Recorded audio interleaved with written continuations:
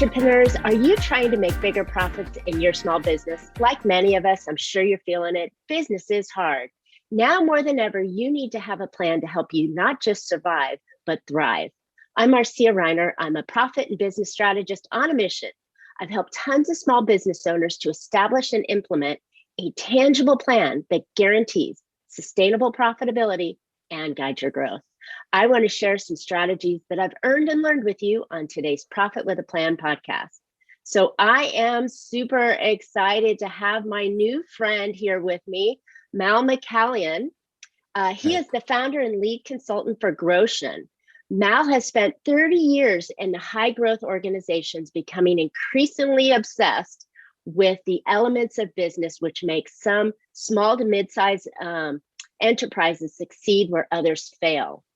He was part of teams that launched Zoopla and Prime Location, and with the experience of growing these businesses to multi-million-dollar valuations.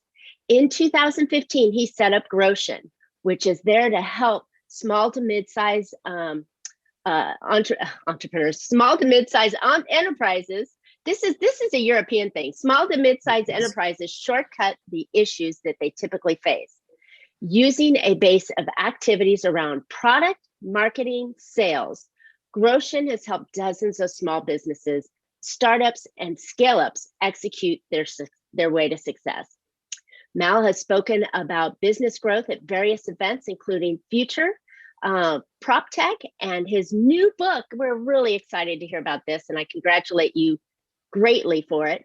The launch handbook is due to be released sometime in April. Indeed. He presently in the end of April. So he is presently has a weekly show called the Growth Execution Podcast and appears in Growtion's Growth Execution Tip videos every weekday morning. So wow, Mal, I am so excited to have you as part of my podcast. Welcome. Marcia, it's great to be here. Thank you so much. And thank you. And apologies, because we call them SMEs over here. Small and medium enterprises. You call them small and medium businesses, don't you? Which makes far more sense. I don't know why we call them enterprises. Well, you call them enterprises, and enterprises are bigger things. And yeah, I just, it just slipped on my tongue. But you know what? If I don't blow it saying something on my own podcast, it wasn't a perfect podcast, because almost every time there's some hiccup that gets in the way. You need this realism, right? This is live, people. Absolutely, absolutely. So Mal, we hit it off greatly because we have so much in common. But before we go down to what we're going to really talk about today, I wanted you to share a little bit about your new book that you have coming out and why you're writing it, because this is something super important for listeners right now. Oh, well, thanks, Marcia. And genuinely, thanks so much for having me on the podcast. So my kind of obsession, as you said in the intro, with growing businesses comes out of being lucky enough to be part of some great startups over here in the UK back in the day. So Zoopla is kind of like Zillow over where you guys are. And it was sold 3 years ago for 2.2 billion. And I was part of the startup team who helped to get it up off the ground. And just kind of being in that room where there's like 11 of you, and I was the first sales guy, right? So we were pre-revenue at this thing. There's 11 of you sitting around at a table and just kind of sitting there looking around going, how are we going to make this thing get big? And before that, I've been lucky enough to be in a business called PrimeLocation.com, which we sold £48 million back in 2005. So I sat in these rooms with 6 people as it was with Prime Location, 11 with a plus at Zoopla, and just kind of looked around and seen these people who were just so focused on making this work. And I became obsessed with what happened in these businesses versus what happened in other businesses where I had observed 6 people sitting around a table or fewer, and it not quite coming together. So what I have been building over these years is what you can see behind me if you're on the YouTube watch, but we'll share the links and stuff like that with you too, is this what I call the Growtion Formula. So Growtion, the name of the business is Growth Execution Squashed Together, portmanteau, Growtion. Squashed together, love it. keep it simple. And we've got this kind of periodic table behind, which has kind of 15 different elements split over product marketing sales. So the book came out of this desire that can I deliver something in a kind of really accessible format that new entrepreneurs or people who are at the kind of the smaller end of their enterprise or their business, and either just starting out or looking to kind of refashion, rebuild, relaunch certain aspects of their business. Can I write something that is going to help them to launch or relaunch? And so the book is called The Launch Handbook. As I say, it comes out in a couple of months' time. And we were chatting before about your book, and congratulations on that. And you give me some great kind of tips about how to bring it all together.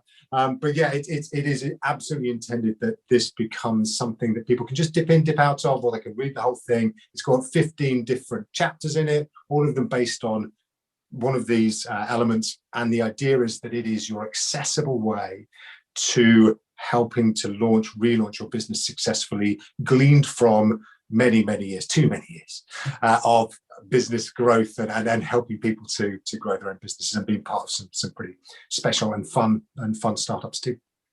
Wow. Well, I can't wait, because I love the concept and how there are specific pieces that are required to make a business, to start up to scaling. And scaling can be scaling from one person to two people, or scaling from 100,000 to 200,000, or $1 million to 5 million.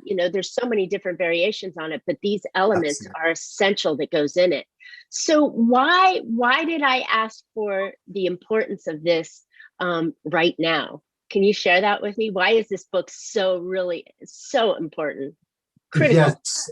Well, so we are coming out of, we hope, the pandemic. Vaccinations are starting, and we currently over here in the UK, we're in the third of our lockdowns. But the Prime Minister actually today has gone out and said for our route out of it. So there are a lot of people, I believe, and again we've had the chat that for whom this has been a life-altering event. Okay, and coming out of 2020, there is the certainties that we went into 2020 with have fallen away. So for many people, whether they've been furloughed, whether they've been made redundant, whether they're just looking around and have had their working life controlled by somebody else for the last year and have not been able to act as they might wish, starting a new business is a way of solving that challenge. Okay, and I believe fundamentally that there are going to be the next amazing entrepreneurs right now, sitting now, hopefully listening to this and thinking, this is the way that I'm going to reinvent my life, to take control of it, to see what is possible.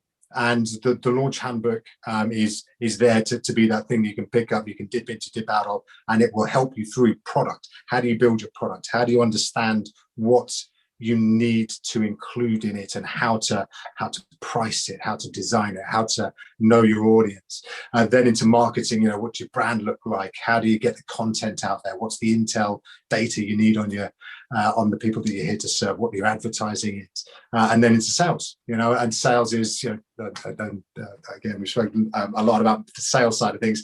I come from sales. It is one of my big passions, and it's the one that perhaps, particularly for entrepreneurs who are starting out, and particularly for those who are in love with their product and have some creativity on the marketing side, the sales side is that kind of gnarly thing that a lot of people don't really want to get too close to because it feels a little bit grubby. And I fundamentally, within the book and with everything that I talk about, is sales. You need to get hold of it. And your podcast is all about profit, and it's here. Sales, that's where that lies. The other stuff is the build up to it. Yeah, but you know what? You've sent some really incredible pieces right there, because there are 3 key categories to getting your business in the position that it can be successful. And let's take a couple steps back and let's talk about the product, because that's the first section that you're dealing with. And product doesn't have to be a physical product. The product could be your service as well. But talk to us a little bit more of some of the things that we need to do to make sure our product is the right product. Brilliant. So yeah, you're absolutely right. Product is a kind of catch-all for services as well. Anything that you are exchanging value for cash for, essentially. So whatever you are building. And the most important thing about product is to understand why you're solving this problem. Okay, there needs to be a problem. Okay, otherwise nobody's going to buy it.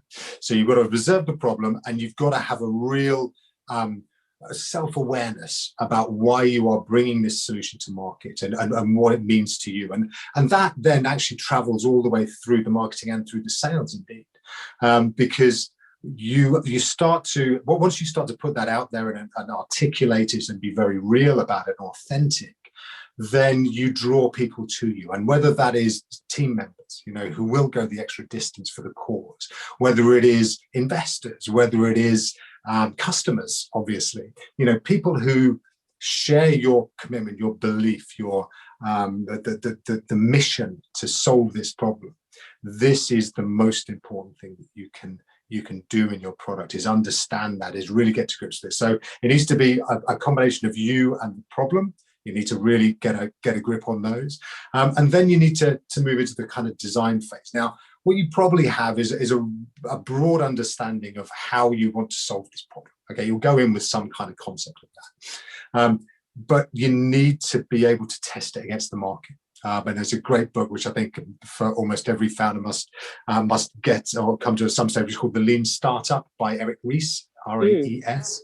It is just a phenomenal book of how to get what they call a minimum viable product out. Okay, so you need to get, as quickly as you possibly can, the minimum viable product out into the market, because what you need is feedback. The tragedy of many businesses are great entrepreneurs with wonderful ideas, sitting quietly in a corner, building something that looks amazing and is wonderful and solves this problem so impressively. But then when you go out to the market, you go, ta-da, and nobody cares. And it's the worst, right? Because they've done all of this work, they've spent all this money and put so much heart into it. So you need to get this product market fit as quickly as you possibly can. And that means you need to take it out to the market. You need to actually showcase it, trial it, get some feedback.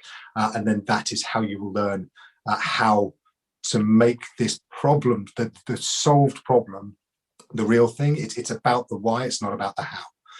I love it. I love it. It is, one of the things that I found my clients forget is they maybe go to market too fast and they haven't figured out the true problem that their ideal customer really has.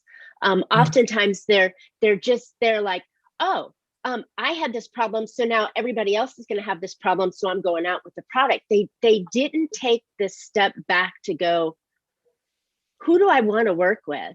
And what is that real problem? Not the superficial problem, but the one way down low, deep inside the gut that they don't see. Do you recommend the same thing, that they really understand who that person is that they're going to be selling that product to and what that problem is? Absolutely. So the first three of the elements up here: product concept is your why. You've got product design, which we just talked about, and then we've got product service. And product service is all about your person, right? It's about your market, it's about your audience. Who is your niche? And you're right, if you go out into market really, really quickly with a kind of with what you believe to be the solution, then that is a problem, because, as you say, you are likely to kind of find that it's too superficial, or that there isn't enough market there to make it profitable, and that's not going to be a very a smart outcome either. But what I advocate a lot is you take it out to market, but you are very honest and open that this isn't the final version, right? This is, you're almost in conversation with those people, and you say, look, I know you've got a problem. I want to solve it. I think this is the way that to solve it, or this is my idea of it. And then you're asking and inviting that feedback. And whilst you can't design the product exclusively around all of that feedback, because then you'll get so many different ideas, you have to take responsibility for, this is your product, this is your business. But you cannot, in isolation, in splendid isolation, make something, take it out there and just expect people, and almost get annoyed with people if they're not, just like, look, don't this work. Right. I've spent years creating this. Why aren't you buying it? Right. Absolutely right. And it's everybody else's fault. That's amazing. That's amazing, because it is really essential, because that's your business. That's what you're here to do. And so many of these business owners that, maybe transitioning now, like we said in the beginning of this conversation, that they're thinking, okay, I've got a way to do it better. And so I'm going to go out there and do it better. And they haven't taken that time to really go in and figure out what all the moving pieces are. But I agree, on the flip side of that, lean startups, when you talked about it, you got to get out. You got to get out and try things, or you're going to be stuck forever in that perfection building process. Someone said, I can't remember the word. It was something about, the perfection is the killer to any kind of, work, the or whatever it was. better. I know I can't even say the line. Perfection is the enemy of better, or something like that, is it? That's it. Yeah? Yes. So get out there and try it. I love it. And you can spend so much time thinking about getting this perfect, and it never will be. And even then, if you get it so close and then you take it out, it's that kind of, I often talk about, you have to hear that your baby's ugly, and it's really hard.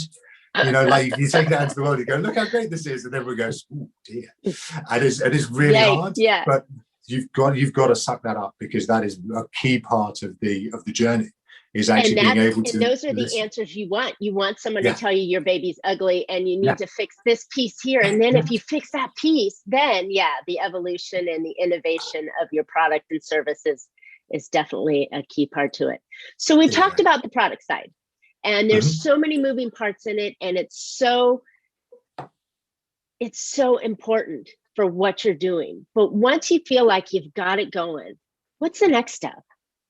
Yes, so marketing is the critical kind of the middle of the three. So you've got product marketing and then sales. And I often think about them as kind of, if you think about parts of the body, then the product's kind of the head, the marketing is your heart, and your sales is your hands. All right. So this is much more about the sort of emotional side of things. How do you connect with people? You can have the best product in the world, but if nobody knows about it, then it's just kind of going to sit there quietly and fall away. So marketing is all about. Kind of like my book. Yeah. So this is what we've got to do, right? With everything, all of our products and all of our services. And the connection with the audience is so critical. But what people respond to is this articulation of what we talked earlier on, this why. So if you can be authentic, if you can be real, if you can make sure that through not just the product itself, but also through your marketing, what you are explaining consistently and coherently to your audience is, this is what we're here to do. We are here doing this because we want to solve your problems, because this is important, because your pain is important for us to help with. Then you're starting to really draw people together. And a lot of the sort of the 5 elements in marketing cover things like brand. So, what by getting to your why, by understanding why it's solving the problem, the brand starts to come together as well, right? It just solves so many problems. So you can start to build a picture of what the brand should look like. You've then got the intel, which is all about the data. Where do your customers hang out? What are they doing? What are they thinking? What are they feeling? What are they afraid of? What's getting right inside their mindset for that? Then content, marketing content is so important. Google is really, really useful on this, as it is on many things. And they've got these 3 numbers that Google always talk about, which is 11, 7, and 4. And these are the numbers within your marketing that you need to think about all the time. Okay, entrepreneurs and growth leaders out there. 11, 7, and 4. So 11, says Google, is the average number of times your brand needs to be seen or touched by somebody on average before they'll buy. Okay, so 11 times on average. And they've got to see it out in the world, they've got to touch it, they've got to feel it, they've got to experience it. But that's not enough. 7 is 7 hours. Okay, now this sounds like a phenomenal amount of time, right? But more and more now, people are not just accepting the face value of things. All right, there's so much more we can dive into online about it. So much more selling is done remotely. So people are doing their research. So you have to have available to your audience 7 hours plus on average of exposition about your brand, or what it is that you're here to do, why you're doing it. All of that information needs to be out there. Okay, so that's 11 touches, 7 hours, and then the last one is 4, and that's 4 environment.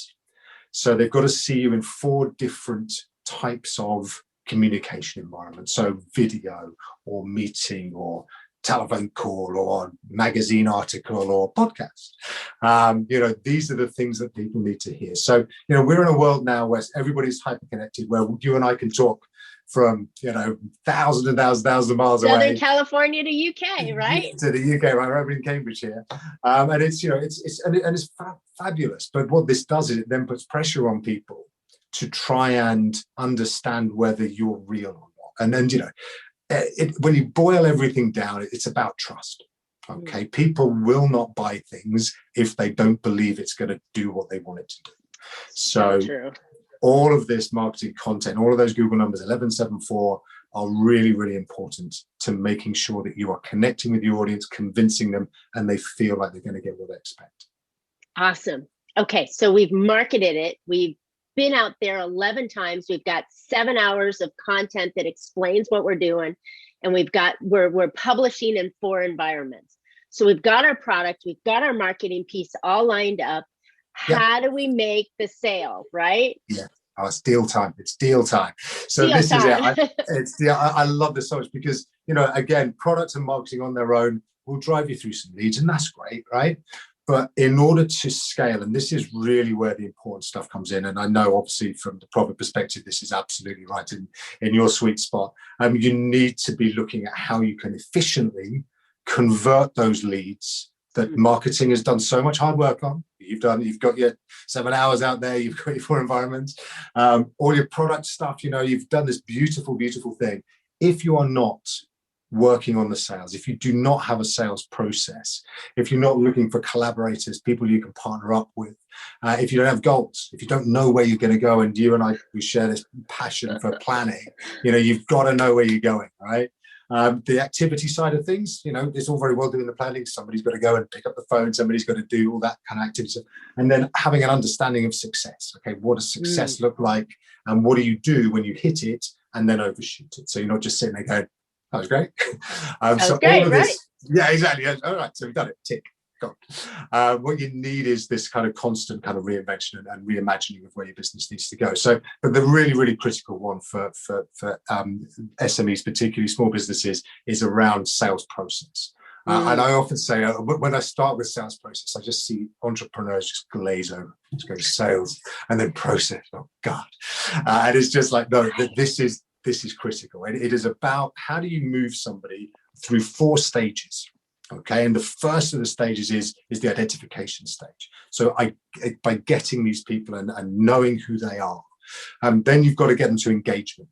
Okay, and this is where you have generally one sort of key activity. So you can do a number of different activities within each stage. But generally, I find in the engagement stage there is one particular activity that smashes all of the others in terms of conversions. Okay, now if you're a restaurant, it might be a tasting evening. It might be a test drive of your car. It could be an online demo of your system. It could be a free 20-minute consultation. One of these activities, once you've identified that customer, by pulling them through this activity, you are far, far, far more likely to get them to convert. All right, so that really needs to be your call to action on pretty much everything. Is right. Everything funnels into that one thing. Absolutely. Come on your online demo, right? Or come and have a tasting evening, or come and wine tasting, whatever it is. That key activity is the thing that takes you from engagement down to conversion. Now, oftentimes as well, if you are relatively new to sales, conversion is the time when you're almost cracking open the champagne because somebody said yes, or they've loaded up their cart online, right. Or they've kind of like looked around and gone, I really like that. But you and I know that things can happen. Until you've got that, until they've clicked that buy button, until they've put their details in, until they've signed that contract, until the money is in the bank, you cannot rest in sales. Right. You have to get the money in, all right? Or you have to get the contract signed and the commitment there because pandemics hit, apparently, and things happen. You think? Yeah, exactly. Things happen.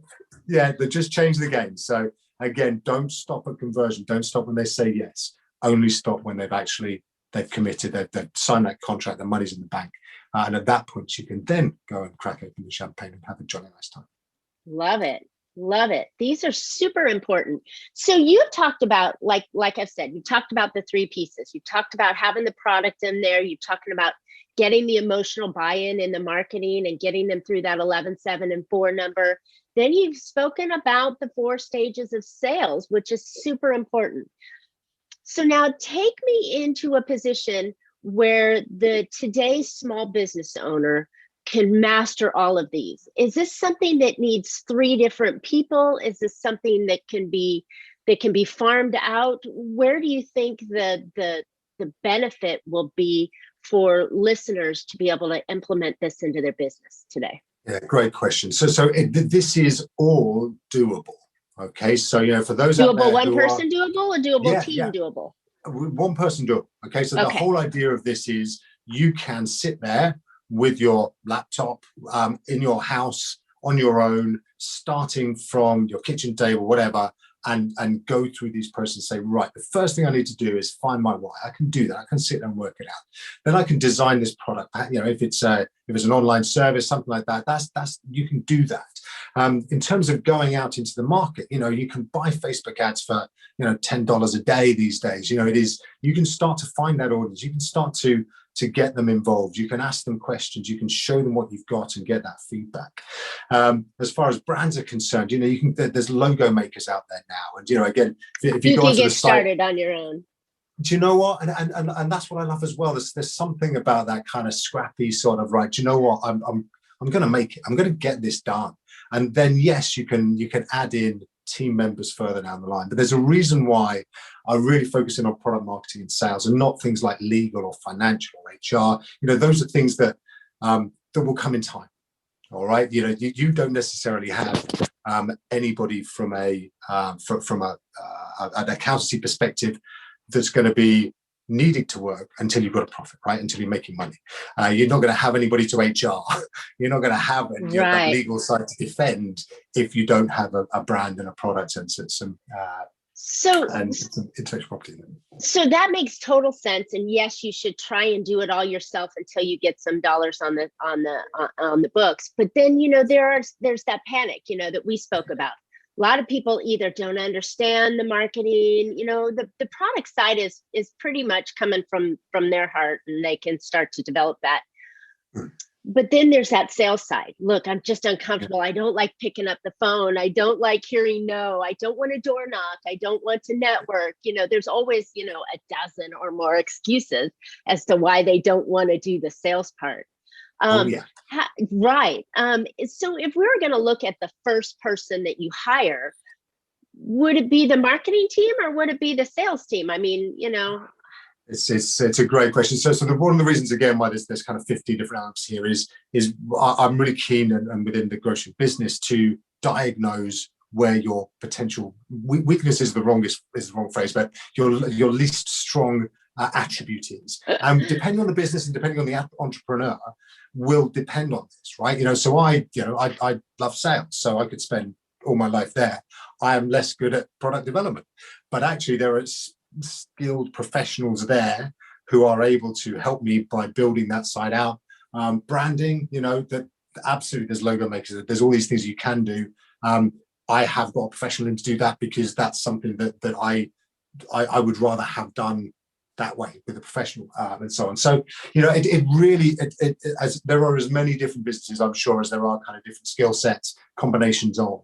I think what the beauty of starting it up yourself and sitting there and working through these is you can pretty clearly understand which ones you're least good on, and whichever one it is, that's the person to get.